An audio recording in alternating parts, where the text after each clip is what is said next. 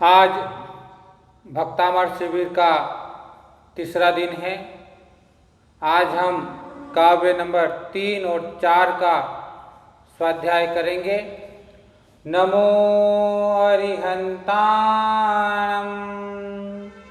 नमो सिद्धाणं, नमो आयर्याणं, नमो उवज्जायाणं, नमो योए सौवसाऊणम्।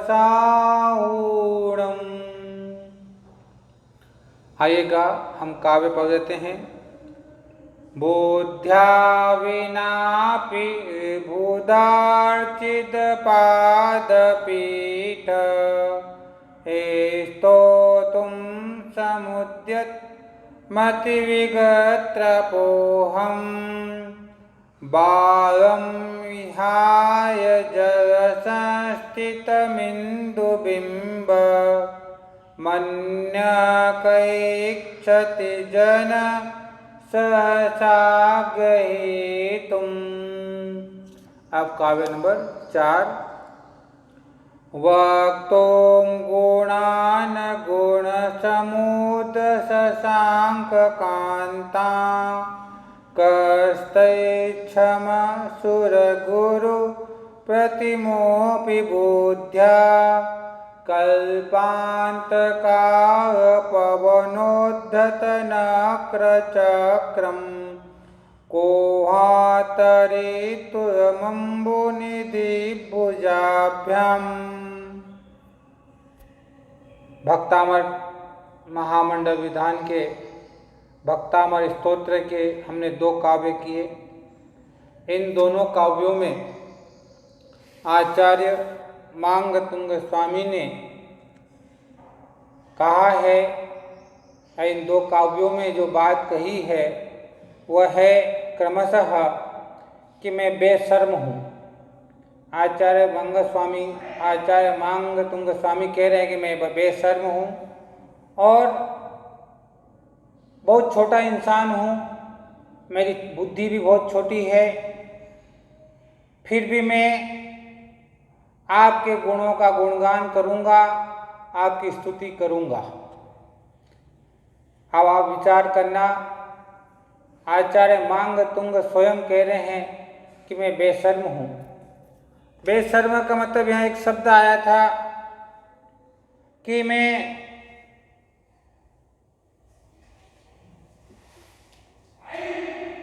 बेशर्म का अर्थ होता है कि मेरे में लज्जा नहीं है और मैं इस धरती का सबसे छोटा इंसान हूँ। यह कल्पना आचार्य मांगतुंग स्वामी ने आपने इन 2 काव्यों में क्रमशः कही है और कहा है कि भगवान मैं छोटा हूँ, बुद्धि में अल्प भी हूँ, फिर भी मैं स्तुति करूँगा। आचार्य ने कहा आपके गुण इतने हैं कि उनका शब्दों में हम वर्णन नहीं कर सकते हैं, हम उनका शब्दों में बखान नहीं कर सकते हैं, फिर भी मैं अपना कर्तव्य जान करके अपनी कर्म की निर्जरा करने के लिए मैं आपकी स्तुति करूँगा, आपकी आराधना करूँगा। और कहा है कि भगवान आपकी स्तुति की क्या महिमा, आपके गुणों की क्या महिमा, आप तो छोड़े, आपका जो सिंहासन है, आपकी पैर रखने की चौकी जो है, वो भी देवों के द्वारा पूजनीय वंदनीय है। हम देखते हैं कि हम आज से कितने वर्षों पहले भगवान महावीर को निर्माण प्राप्त 26 वर्ष हो गए। हम उस पावापुरी की मिट्टी को आज भी वंदन करते हैं। वहाँ की मिट्टी उगा करके आज भी हम अपने मकानों की नींव भरते हैं, वहाँ पर रखते हैं, अपने पूजा स्थल में रखते हैं। समय शिखर से भगवान पार्श्वनाथ और भगवान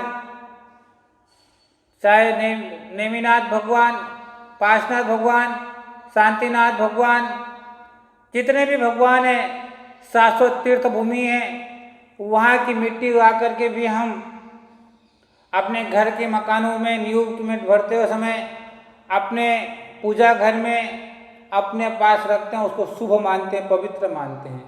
विचार करना भगवान, आप सब विचार करना कि आचार्य मांग तुंग यहाँ क्या कहना चाह रहे थे कि मैं तो बेशर्म हूँ, पर जो देवों के द्वारा भी आपकी पूजनीय है, वंदनीय है, ये कहने का तात्पर्य है कि जहाँ जहाँ आपका विहार होता है, जहाँ जहाँ आपका धर्म उपदेश होता है, वो स्थान क्षेत्र बन जाता है। आप जिनका स्पर्श करो वो भूमि तीर्थ बन जाती है। और जहाँ से रिद्धिधारी मुनि जो होते हैं, 64 रिद्धियों में अलग अलग प्रकार की विद्याएं हैं, और उन रिद्धियों की हम बात करें तो विचार करना कि अगर आपके शरीर में कोई रोग है, रिद्धिधारी मुनि की शरीर को कोई हवा स्पर्श कर गई है, वो हवा हमें स्पर्श कर जाए तो हमारा शरीर निरोगी हो जाता है। उनके मल से हवा टकरा जाए और हमें लग जाए तो हमारा शरीर निरोगी हो जाता है। तो ऐसे आप हैं भगवान, और ऐसे ऐसे महान रिद्धिधारी मुनि हैं, गणधर प्रमिष्टि हैं, वो आपकी स्तुति करते हैं, आपकी वंदना करते हैं, फिर भी आपके गुणों का वर्णन खत्म नहीं होता है, समाप्त नहीं होता है। तो मैं तो बिल्कुल अल्पज्ञ हूँ, मेरे में बुद्धि भी कम है, फिर भी मैं आपकी वंदना करूँगा, आपकी स्तुति करूँगा, आपकी आराधना करूँगा, क्योंकि आपकी आराधना जो भी भाव की निर्मलता के साथ करता है वह परमात्मा बनता है। इससे मैं आपकी आराधना करूँगा, आपकी उपासना करूँगा। और यहाँ पर इन दोनों काव्यों में, एक काव्य में तो ये कहा गया है कि मैं एक बालक के समान हूँ, और दूसरे काव्य में कहा गया है कि मैं अपनी भुजाओं से समुद्र को कैसे तार सकता हूँ। दो बातें यहाँ पर कही गई हैं, और इन दोनों बातों को समझते हुए क्या कहा है, हम काव्य का अर्थ देखेंगे, और उसके पहले हम विचार करें कि इनके गुण तो अनंत हैं, पर आप भगवान 46 गुणों के धारी हैं, 34 अतिशय हैं आप में, 10 जन्म के, 14 देवकृत और 10 केवल ज्ञान के, 4 अनंत चतुष्टय के धारी हैं, और 8 प्रातिहार आपके पास में हैं। ये गुण तो जो हमें दिखाई दे रहे हैं वो हैं, क्योंकि हम आगे काव्य में पढ़ के आए थे कि पाप कर्मों को नाश किया है, पाप प्रकृतियों को नाश किया है, तो उन्हीं पाप प्रकृतियों के नाश के बाद ये अतिशय प्रकट हो जाते हैं। तो ऐसे अतिशय हैं, जन्म के सुगंधित शरीर है, पसीना रहित शरीर है, ये जन्म के अतिशय हैं। और मल मूत्र रहित शरीर होता है, हित मित प्रिय वाणी बोलते हैं, अतुल्य बल है, सफेद खून है, 1008 शरीर में लक्षण है। और तो क्या कहो, समचतुर संस्थान है, वज्र सब नाराज सहनन है, ये सब जन्म से आपके पास में है, जन्म के अतिशय हैं, जन्म से आपके पास में है। आपको जब केवल ज्ञान हो जाता है तब 100 योजन तक की भूमि सुभिक्ष हो जाती है, किसी प्रकार का अकाल नहीं पड़ता है, समय पर वृष्टि होती है, सब कुछ समय पर होता है, कोई सुभिक्ष हो जाता है 100 योजन तक चारों दिशाओं में। भगवान, ये आपका अतिशय है। आपके चरणों के नीचे कमल बिछे होते हैं, फिर भी आप आकाश में चलते हैं, आकाश में चलते हैं, उस भूमि से, उस कमल से 4 अंगुल ऊपर होकर के आपका गमन होता है।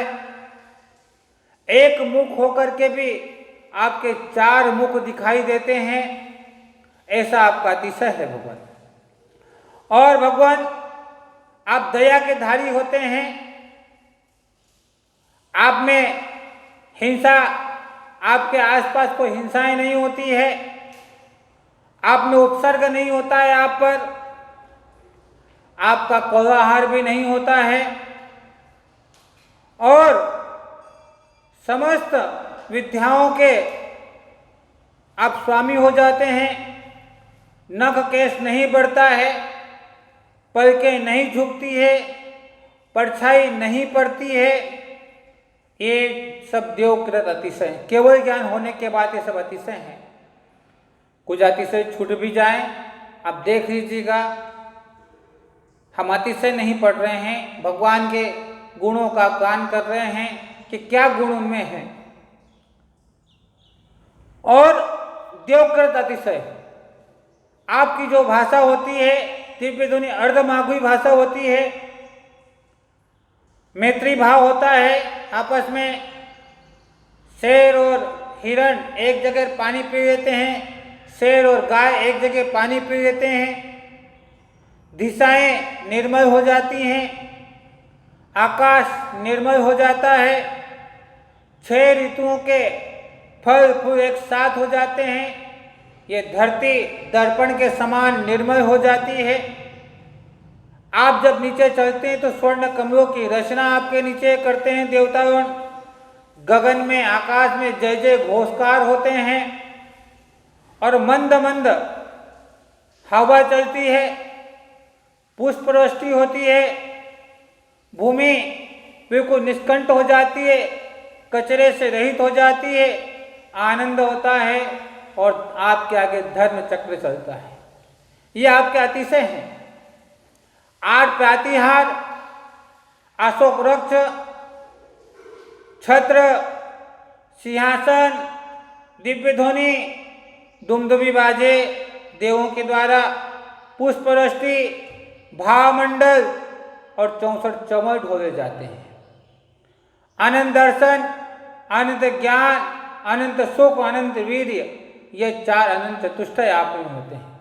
इतने गुण आप में हैं भगवान, तो फिर मैं आपके गुणों का कैसे वर्णन कर सकता हूँ, आपके गुणों का कैसे बखान कर सकता हूँ। ये तो वो गुण हैं जो हमें मूल दिखाई देते हैं, ऐसे अनंत अनंत गुण आप में हैं। मैं तो क्या भगवान, आपने जिस धर्म का उपदेश दिया है उस धर्म की चर्चा भी सर्वार्थ सिद्धि में देव 33 सागर तक करते हैं, फिर भी धर्म की चर्चा समाप्त नहीं होती है। धर्म की चर्चाएं समाप्त नहीं होती है, धर्म की चर्चाएं होती रहती हैं। विचार करना, आपके इतने गुण हैं भगवान, उन गुणों का बखान, उन गुणों का वर्णन हम नहीं कर सकते हैं। इतने गुण आप में हैं। और आप सोच लो कि जब 33 सागर तक धर्म की चर्चा होने के बाद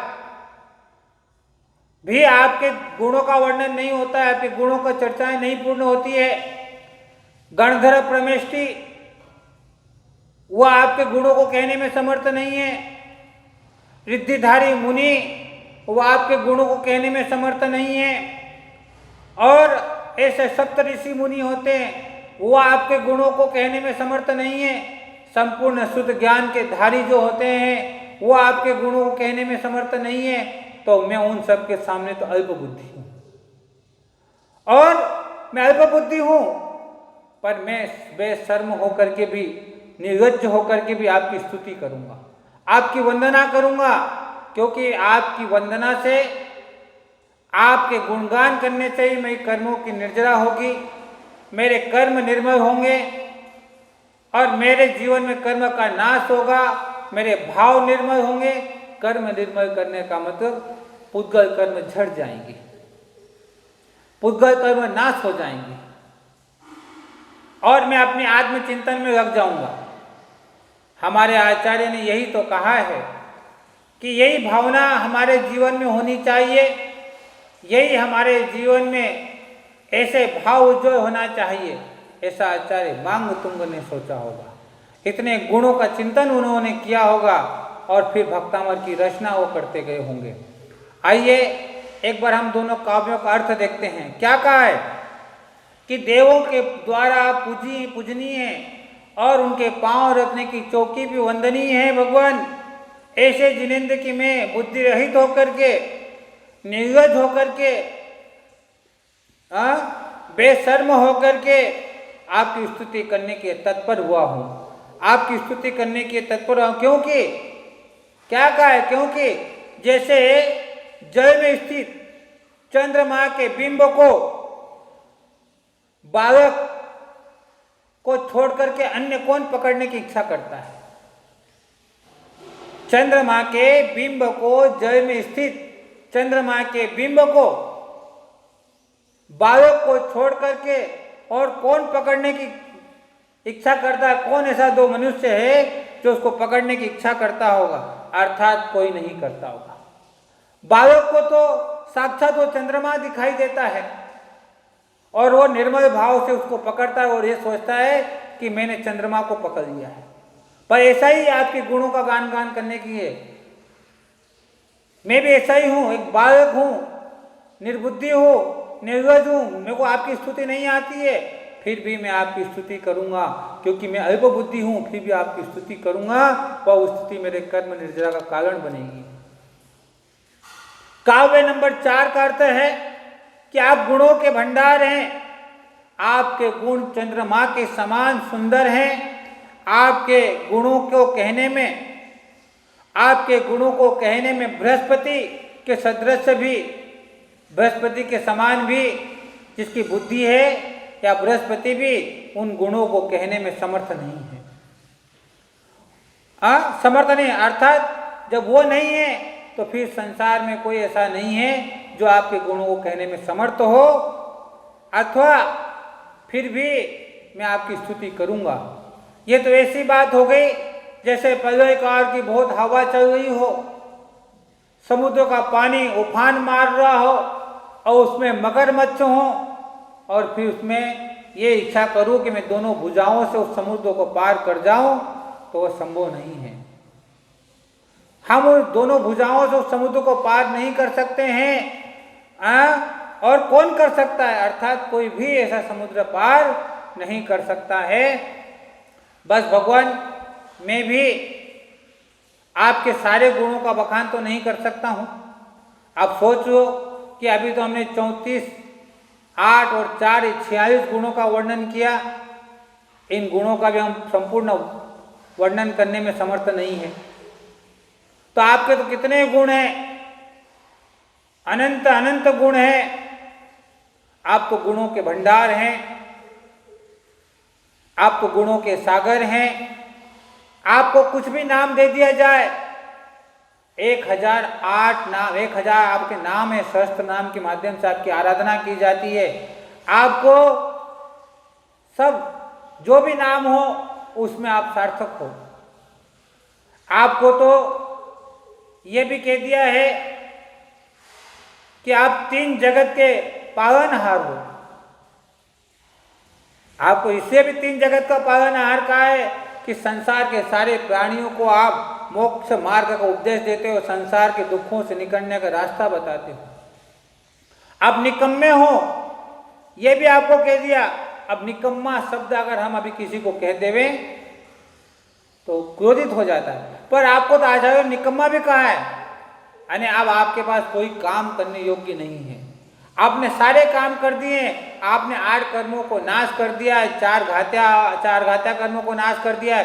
4 घात्या कर्मों को नाश करके भी आप और 8 घात्या कर्मों को नाश निकम्मे होगा। अब आपके लिए करने योग्य कुछ भी नहीं है। तो आप सोचो कि भगवान के साथ कितने गुण होंगे कि हर अक्षर का हम अर्थ करें तो आपके गुणों पर जाकर टिक जाता है। और समुद्र से भुजाओं के द्वारा कोई पार नहीं हो सकता है। कौन समर्थ है? अर्थात कोई नहीं समर्थ है। ऐसा ही कहा कि आपके गुणों को कहने में कोई समर्थ नहीं हो सकता है। आचार्य मांगतुंग ये कहना चाह रहे हैं कि ये काव्य पढ़ते वक्त आप सबके मन में आना चाहिए कि मैं बेशर्म हूँ और मैं इस संसार का सबसे छोटा प्राणी हूँ। मुझे अहंकार नहीं आना चाहिए कि मेरे में बहुत ज्ञान है, मैं बहुत बुद्धिशाली हूँ। ऐसा भी आपके जीवन में नहीं आना चाहिए। बस करते जाएं, हम अपना कर्तव्य करते जाएं, अपने भगवान के गुणों का गुणगान करते जाएं और अपने कर्मों को, अपने भावों को निर्मल करें, कर्मों की निर्जरा करें। ठीक है, यही यहाँ कहा है, यही समझना। और दूसरा, मैं निर्लज्ज हूँ, घबराने की जरूरत नहीं। बार बार ये मत सोचना मुझे कुछ नहीं आता, मुझे कुछ नहीं आता, मैं क्या करूँ, मैं क्या करूँ। नहीं आता हो तो भी पुरुषार्थ करना, तो भी संकल्प करना कि मैं स्तुति तो करूँगा, चाहे तोतरी भाषा में करूँ, चाहे मुझे मेरा उच्चारण ठीक नहीं हो रहा हो, फिर भी मैं आपका नाम तो लूँगा, चाहे मेरी भाषा तोतरी हो। कर्म के कारण ही मेरी भाषा ऐसी बनी है। स्तुति करूंगा तो कर्म निर्जरा होगी। आने वाले समय में मैं सुंदर कंठ के माध्यम से आपकी आराधना उपासना कर पाऊंगा। कुछ नहीं आता ये समझ के कुछ मत करना, मुझे पूजा करना नहीं आती है, हम पूजा नहीं करते, करेंगे तो सीख जाएंगे। पर मैं पूजा करूंगा, जैसे आती वैसे करूंगा, क्योंकि आचार्य ने कहा कि मुझे जैसा आता हो वैसा ही मैं करूंगा। आइएगा, अब इन दोनों काव्यों को कहा गया है कि जो दोनों काव्य हैं, ये एक काव्य तो हमें सर्व सिद्धिदायक है, 3 नंबर का काव्य, कहीं जगह इसको नेत्रोग हरक काव्य भी कहा है, और सर्व सिद्धिदायक काव्य है ये। हमें किसी काम की सिद्धि करना हो, किसी काम की आराधना करना हो तो इस काव्य की आराधना से हो जाती है। हमारी कोई इच्छाएं हों वो पूर्ण हो जाती हैं। और काव्य नंबर 4 का अर्थ है कि जल जंतु का जब हमारे पर आक्रमण होता है तो हम जल जंतुओं से बच सकते हैं, जल की उन क्रियाओं से बच सकते हैं। जल के माध्यम से कोई वेदना हो तो हम बच सकते हैं। हमारे उदर रोग हो, जल भर जाए पेट में तो भी हम इससे बच सकते हैं। ऐसे काम में यह काव्य हमारे आता है। अब इन काव्यों का जाप है, 3 नंबर काव्य का जो जाप है, ओम ह्रीम श्रीम क्लीम सिद्धेभ्यो बुद्धेभ्यो सर्व सिद्धिदाय केभ्यो नमो नमः नमः या स्वाहा। फिर से सुन लीजिएगा, ओम ह्रीम श्रीम क्लीम सिद्धेभ्यो बुद्धेभ्यो सर्व सिद्धिदायकेभ्यो नमः या स्वाहा। हम हवन के द्वारा, ओम के द्वारा करते हो तो स्वाहा, माला से फेरते हो तो नमः भी कह सकते हैं, दोनों भी कह सकते हैं। और इसका रिद्धि मंत्र है ओम ह्रीम हरम नमो परमोहि जिनाणम झोम झोम नमः। इस जाप को सफेद आसन पर सफेद माला और सफेद कपड़े के पहन करके और वायु दिशा में मुख कर करके इसका जाप करना चाहिए। दीपक लगा करके करना चाहिए, दीपक के साथ करना चाहिए। कपड़ा का सफेद कपड़े, सफेद आसन, सफेद माला और भावों की निर्मलता के साथ इसका जाप करना चाहिए। ये सब साधन होने के बाद भाव और परिणाम भी निर्मल होना चाहिए। काव्य नंबर 4 का जाप है ओम ह्रीं श्रीं क्लीं जल देवताभ्यो नमः। ओम ह्रीं श्रीं क्लीं जल देवताभ्यो नमः। ये जाप है। इसका रिद्धि मंत्र है ओम ह्रीं नमो स्वोहि जिनाणम झोम झोम नमः। इसमें भी सफ़ेद माला, सफ़ेद आसन, सफ़ेद कपड़े, दीपक लगा करके बैठना चाहिए और पूर्व दिशा की ओर मुख कर करके हमें इसका जाप करना चाहिए। हम कलश स्थापना करके भी जाप कर सकते हैं। हम संकल्प के साथ जाप करें तो और अधिक लाभ होगा। हम रोज एक एक चीज़ आपको नहीं बताएंगे। हम कलश स्थापना करके भी, कलश स्थापना के साथ जो हम जाप करते हैं वो भी मंगलकारी और अधिक फल हमें देता है। हमारे आचार्य ने मंगल कलश को भी मंगल कहा है, शुभ करने वाला कहा है। उसमें सरसों है, सुपारी है, हल्दी है और भी अन्य अन्य सामान हम उसमें डाल सकते हैं और इसको पूर्व दिशा में मुख होकर करना चाहिए। पर ध्यान रखना, जाप की आराधना, जाप की सिद्धि बिना गुरु के दिए हुए, बिना गुरु मंत्र दिए हुए नहीं करना चाहिए। गुरु के आशीर्वाद रह करके, गुरु के मुखारग बिंद से उच्चारण करवा करके, गुरु से लिखवा करके फिर जाप की सिद्धि करना चाहिए। मात्र किताबों में पढ़ करके और उसकी विधि को पढ़ करके जाप हमें सिद्ध भी नहीं हो सकता है, पर जाप कार्यकारी भी नहीं हो सकता है। ओम के अंदर पंच परमिष्टि छिपे हुए हैं, बीज अक्षर हैं सब। तो आज हम आपको बता दें कि ओम में पंच परमिष्टि लगा हुआ है। यानी ओम बोलने से हम अरिहंत, सिद्ध, आचार्य, उपाध्याय और साधु परमिष्टि को नमस्कार कर जाते हैं, है ना। अब इनकी दोनों की हम कहानियां देख लेते हैं। कहानियां क्या है? हम कहानी देखते हैं काव्य नंबर 3 की। एक सेठ जी थे, वो व्यापार करने के लिए समुद्री मार्ग से अन्य देश जाते थे और पहले जमाने में समुद्र मार्ग से ही देशों में जाया जाता था। जा रहे थे और रास्ते में बहुत तूफान आया और तूफान के ने उन्हें घेर लिया और उनके अंदर डर बैठ गया कि अब क्या होगा। उस समय एक यक्षिणी आई। यक्षिणी ने वहां पर उन्होंने कहा कि आपको मैं रत्न देती हूं, क्या चाहिए?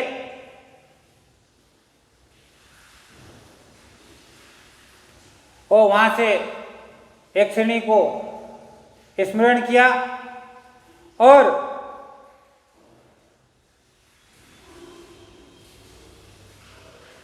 वो वहां से देवी चली गई और तूफान शांत हो गया। वो सेठ वापस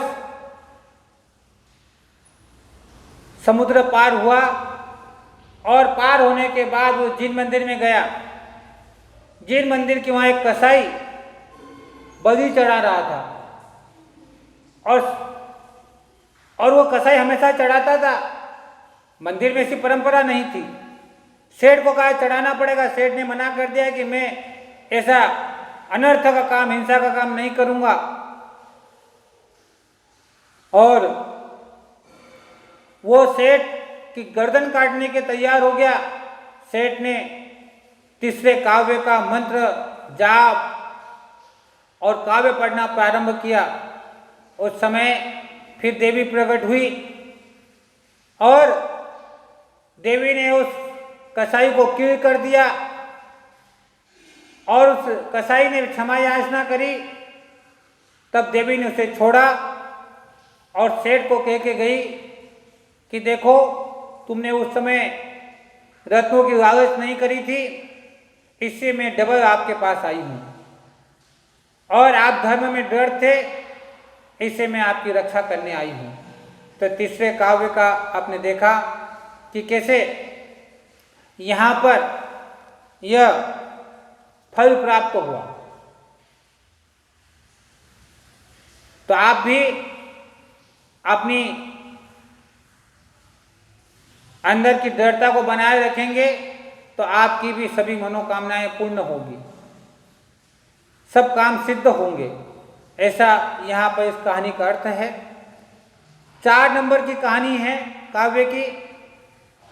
यहाँ आहार दान की बात हो रही है कि एक सुदत्त नाम का वर्णिक था, वह अपनी पत्नी के साथ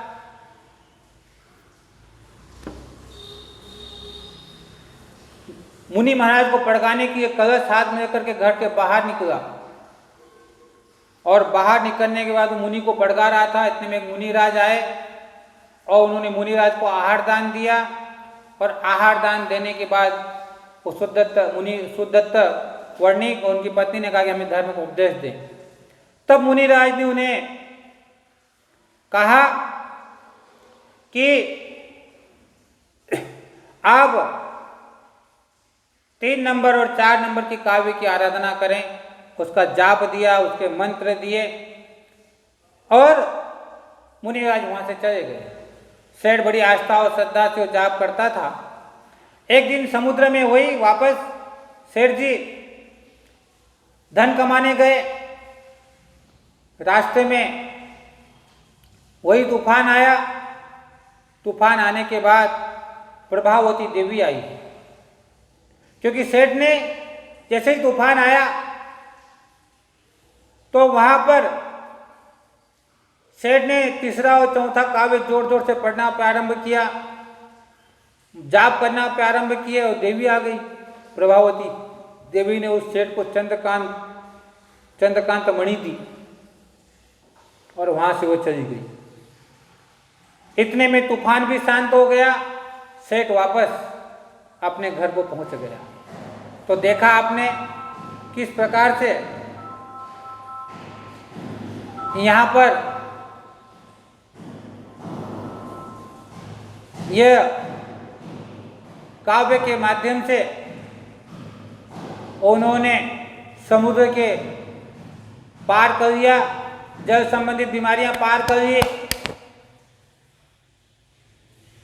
और इस प्रकार से उन्होंने अपनी रक्षा करी। तो ये दोनों काव्य की कहानियां हैं। आपने ये दोनों काव्यों का अर्थ समझा होगा, विशेषताएं जानी होगी, और दोनों कहानियां, दोनों मंत्र।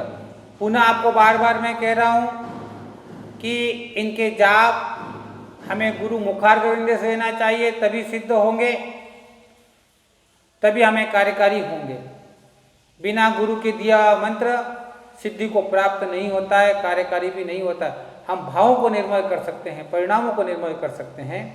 तो इस प्रकार से दोनों काव्यों का अर्थ हमने समझा, उनकी कहानियां जानी और उनको पढ़ा, मंत्र को जाना, और आज का ये दोनों काव्य के बाद हम इसका समापन करते हैं। ओम नमः सिद्धेभ्यः। आचार्य मांग तुंग स्वामी के चरणों में नमन, आचार्य शांति सागर जी महाराज के चरणों में नमन, आचार्य अनुभव सागर जी महाराज के चरणों में नमन करते हुए ओम नमः सिद्धेभ्यः।